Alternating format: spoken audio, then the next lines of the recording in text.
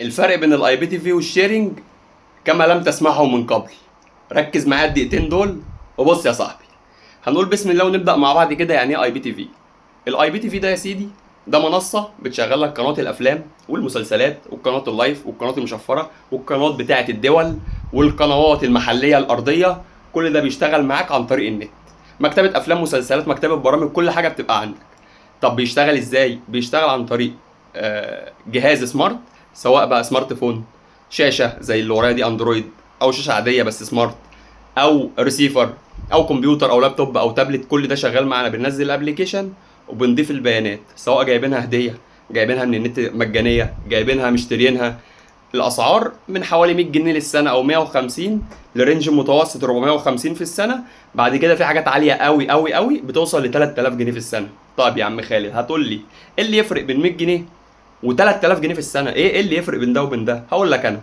مكتبه الافلام، مكتبه المسلسلات، مكتبه ال 4K. هل 4K حقيقي 3860 والشاشه تتحول عندي ال HDR واتفرج على جوده ما احلمش بيها، ولا بتفرج على صوره مشي حالك؟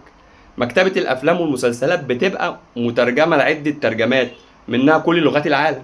انت بتختار الفيلم الاول وتخش بعد كده تختار الترجمه.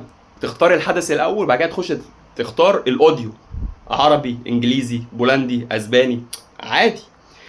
ايه كمان بقى؟ إيه الميزه اللي موجوده هنا؟ تخيل ان واحد مصري بيدرس في بلد اخر الدنيا، بيدرس يا سيدي في روسيا، هيتفرج على القناه بتاعتنا بتاعت اون وماتشات الاهلي والزمالك ازاي؟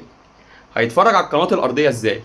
مفيش تغطيه. انت بتتكلم بلد في اخر الدنيا وبلد مفيش تغطيه. مش هيلاقي عندهم النايل سات، مش هيجيب فني من عندهم يقول له ركب لي قناه روتانا، مفيش منه. لكن الاي بي تي في هيجيب لك ده عندك لغايه عندك.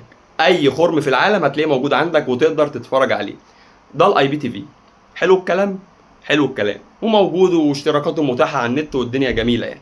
طب عيبه ايه؟ عيبه انه بيعتمد على النت. لو ما عندكش نت انسى الكلام اللي انا قلته ده كله، ولو النت عندك مش مستقر انسى الكلام اللي انا قلته ده كله.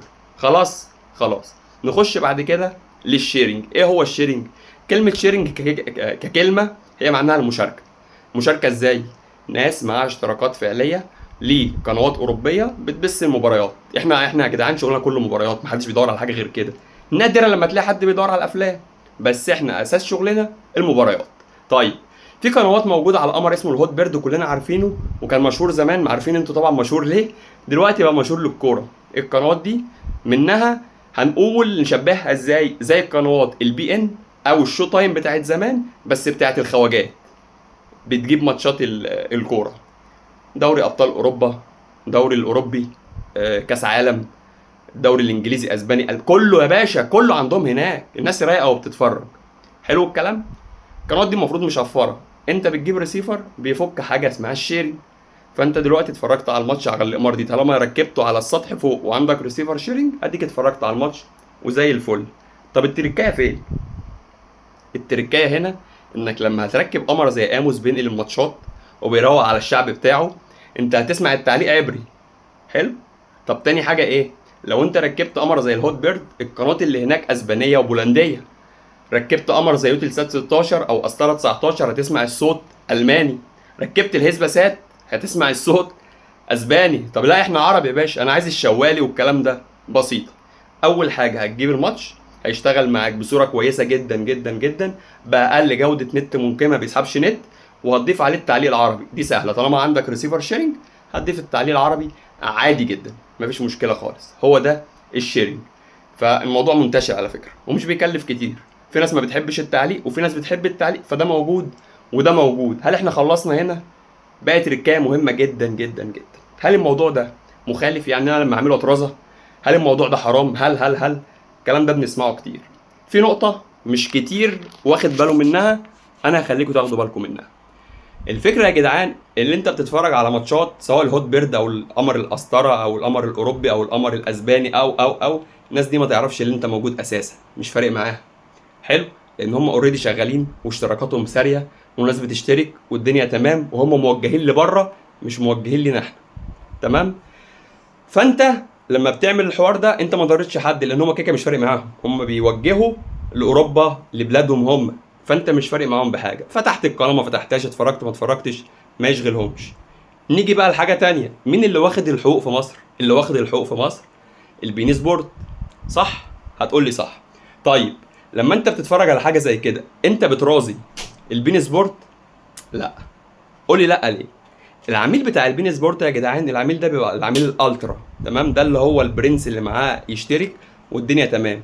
فده مش هيروح يشترك لاي بي تي في ولا يعمل شبكات هوائيه، وهقول يعني ايه، ولا يفرق معاه الدنيا باللي فيها. الاشتراك بيجدده كل سنه.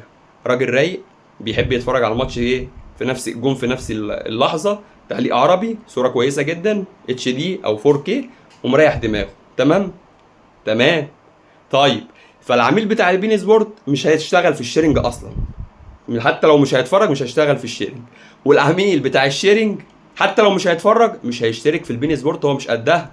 فانت الفئتين بعيد عن بعض، انت ما بتضربش بعض. يعني انت لو ما اتفرجتش مش هتروح تشترك ولا العكس. حلو الكلام، حلو الكلام. طيب ايه اللي جاي بقى؟ الفكره هنا ان اشتراكات البين سبورت مش هتترازى بكام واحد ركب شيرنج، ده رايي. لان هي معتمده على ايه؟ على الكافيهات الكبيره. مفيش كافيه هتروح تتفرج عليه هتلاقيه عامل شيرنج، لا بالعكس، ده هيبقى عليه اشتراك تجاري بيدفع 100,000 جنيه في السنه وعلى قلبه زي العسل، لانه بيعوضه. لو رحت فندق، وانا اشتغلت الموضوع ده في فنادق يا جدعان، دول بيحاسبوا البين سبورت بالاوضه، بالغرفه. يعني عنده كام شاشه، عنده كام غرفه، المساحه قد ايه، فبتلاقي الاشتراك السنوي بيعدي 300,000 جنيه. فهو مش هيبص لبتاع الشيرنج اللي بيتفرج على الشيرنج ده، لان هو برضه حتى لو قفل له الشيرنج مش هيشترك. ما هي الناس دي برضه احنا ايه، كل برغوت على قد دمه. هيروح انا ادفع 5-6,000 جنيه كل سنه؟ لا، الاشتراك دلوقتي عامل 15,000 جنيه، فمش هروح. والعكس صحيح. فده مشوار وده مشوار، وهو ده الفرق بين الشيرنج والاي بي تي في.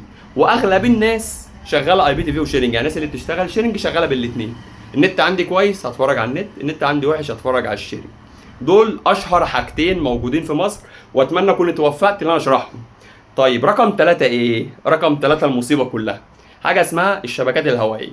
دي فعلا بقى ممنوعه، وبترازي بيها البين سبورت، وبترازي بيها المصريه اللي هي CNE اللي ماسكه تعاقدات البين سبورت. فانت في التالي ايه؟ بالتالي ملطوط ملطوط. تمام. وغير مستقره، ممكن تبقى بتتفرج على ماتش صاحب الشبكه يتقفش، لان هي برضو فيها استقبال وفيها ارسال، والموضوع ده مخالف. فعشان ما اجيب لك من الاخر، فانا ضد الشبكات الهوائيه، لكن سواء الشيرنج او الاي بي هيشتغل معاك كويس جدا.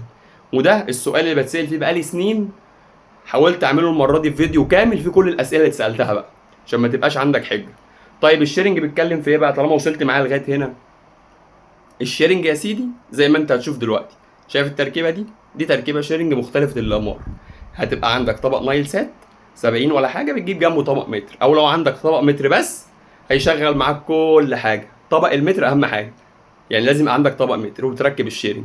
ليها بقى تركيبات يعني ايه، متعدده. في شيرنج على طبق زي ده ثابت، وفي شيرنج على طبق متحرك الكبير بتاع زمان ده، وده لو عندك يبقى انت كينج. وفي شيرنج على الاطباق اللي هي الصغيره بس بتركب لها موتور دايزنج، برضه هوريك الصوره. واحنا بفضل الله قناه اليوتيوب هتلاقيها باسمي فيها كل الكلام ده. لو وصلت معايا لغايه هنا مش عايز منك غير دعوه حلوه ولايك وفولو، عشان اللي جاي كتير. اخوك خالد كمال، ورقم الواتساب بتاعي معروف يعني هتلاقيه تحت الفيديو ده. يلا.